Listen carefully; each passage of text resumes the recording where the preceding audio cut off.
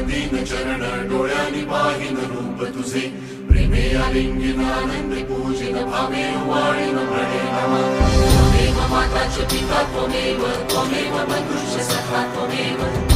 विद्या द्रव्यं त्वमेव सर्वं मम देव कायेन वाचा मनसेन्द्रियेण वा बुद्ध्यात्मना वा प्रकृति स्वभावं करोमि यत्